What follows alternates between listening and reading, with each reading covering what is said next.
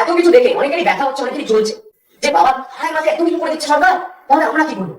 তাই আমাদের কাজ করছে, কিন্তু এটা করতে গিয়ে সরকারকে কালিমালিপ্ত দেওয়ার চেষ্টা করছে। আমি এখানে বলে রাখছি যে তাদেরকে কিন্তু সোশ্যাল মিডিয়ার যে অ্যাক্ট আছে, যে নিয়ম আছে, সেই অনুযায়ী কিন্তু তাদেরকে আইনের দরজায় রাখতে হবে। কিন্তু সোশ্যাল মিডিয়ায় একটি তীব্র বিতর্ক তৈরি হয়েছে যে এখানে নাকি আসলে 100 টাকা টিকিট কাটতে হচ্ছে এবং সেই টিকিট নাকি কাটছে সরকার, এরকম অভিযোগ অনেকে দিচ্ছে।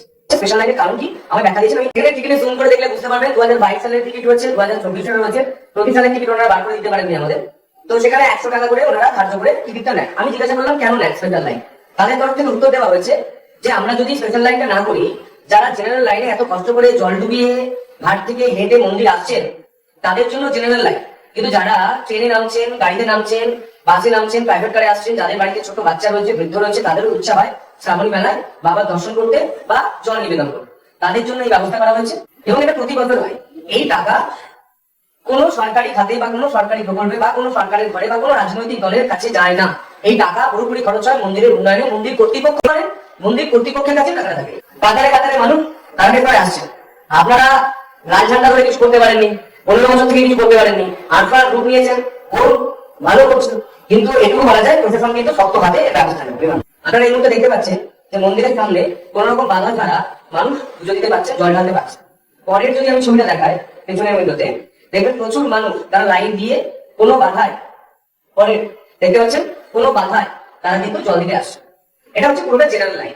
স্পেশাল লাইনের কথা যেটা বলা হচ্ছে সেটা প্রতি বছরের ন্যায় প্রায় 30 থেকে 40 বছর আমি মন্দির কর্তৃপক্ষকে বা স্টেট স্টেট অর্থাৎ মন্দির কর্তৃপক্ষকে তার বিষয়ে জিজ্ঞাসা করেছিলাম যে স্লিপ কিসে। ওনারা আমাকে উত্তর দিয়েছে 30 থেকে 40 বছর চলে আসছে, এবছর আমরা করে দিচ্ছি টিকিট, সেই টিকিট দিয়ে স্পেশাল লাইন করা হচ্ছে। আমি দেখতে পাচ্ছি তারকেশ্বরের বাইরে থেকে বর্গিয়ে আসার মতো কিছু জন ক্যামেরা তুলে নিয়ে চলে আসছে, যারা কিন্তু কোনো সংবাদ মাধ্যমের কর্মী বলে আমার পরিচয় আমার কাছে এখনো জানা যায়নি, এবং তারা একবারও স্থানীয় রিপোর্টার, সাংবাদিক বা স্থানীয় বিধায়ক বা স্থানীয় মানুষের সঙ্গে কথা বলার প্রয়োজন মনে করেননি।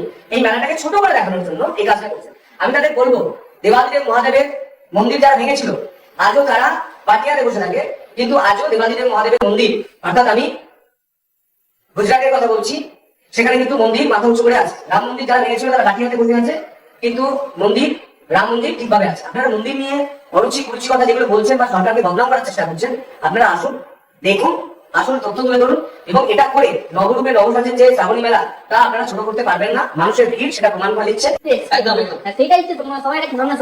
আমি এটা বলি, অল্প বিদ্যা ভয়ঙ্কর একটা কথা আছে। আপনি টিকিটটা জুম করলে আপনারা তো স্থানীয় ছিল দেখতে পারেন, স্টেট লেখা অর্থে যথেষ্ট টাকা তো অনেকে ভাবছে স্টেট।